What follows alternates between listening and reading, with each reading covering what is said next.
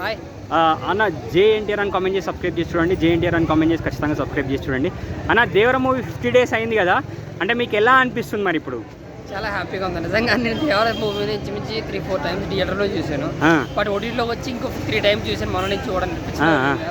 So నిజంగా happy అయిన moment అన్న. నిజంగా రాజమౌళి గారు లాంటి పెద్ద డైరెక్టర్ ఎన్నో ప్రభాస్ కావచ్చు, లేదంటే అందరూ ఎవరైతే చేశారో సునీల్ కావచ్చు, నితిన్ కావచ్చు, అందరూ కూడా తర్వాత సినిమా ఫ్లాప్ అయిపోతుంది. బట్ అలాంటిది రికార్డ్ బ్రేక్ చేసాడు. 500 కోట్లు అంటే మామూలు విషయం కాదు ఇప్పుడున్న ఇండస్ట్రీ ఏరియాలో.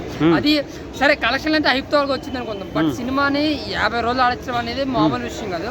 మా వరకు అయితే నిజంగా ఒక ప్రభాస్ ఫ్యాన్ గా గ్రేట్ఫుల్ అన్నమాట. నాకైతే చాలా హ్యాపీగా ఉంది. అంటే ఒక ప్రభాస్ ఫ్యాన్ అనే కదా, నేను సినిమా బాగుంది అక్కడ. సినిమానే ఆ బీజిఎం బీజిఎం కావచ్చు, ఆ ఫస్ట్ హాఫ్ రైన్ కావచ్చు, ఆ నరుకుడు కావచ్చు, 6 ఏళ్ళ తర్వాత ఎన్టీఆర్ అన్న సింగిల్ యాక్టింగ్ కావచ్చు, నాకైతే బాగా నచ్చింది. అన్ని కూడా బాగున్నాయి. ఇక్కడ సినిమాలో 500 కోట్లు వచ్చినాయి సినిమా. అంటే ఇప్పుడు 50 days ఈ కాలంలో నడుస్తాయని ఎక్స్పెక్ట్ చేసిరా మీరు? ఎక్స్పెక్ట్ చేయలేదు. బట్ 2 వారాలు అవగానే 1000 కోట్లు 500 కోట్లు వచ్చేస్తున్నాయి, తీసేస్తున్నారు.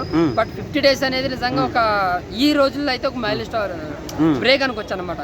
అంటే ఇంత ముందు ఆడి 150 లేదా 200 అప్పుడు ఇప్పుడు సోషల్ మీడియా అన్ని బయటకు వచ్చేస్తున్నాయి కదా. ఓటీటీ వచ్చిన తర్వాత 2 weeks కే మూవీ బయటకు వచ్చేస్తుంది. అంటే ఓటీటీ వచ్చిన తర్వాత కూడా ఇంకా థియేటర్లో జనాలు హౌస్ఫుల్ అవుతున్నాయి.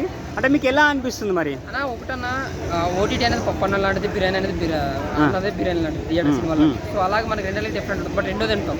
సో అలాగా మనకే థియేటర్లో చూసే ఫీల్ వేరు. అలాంటి దేవర మూవీ థియేటర్లో చూడాలి, తర్వాత ఓటీటీ. నా వరకు అయితే సూపర్. ఓవరాల్ గా మీరు హ్యాపీ? ఇప్పుడు 50 days జరుగుతున్నారు. Super happy, not controversy. చాలా హ్యాపీ ఒక audience, full high range happiness.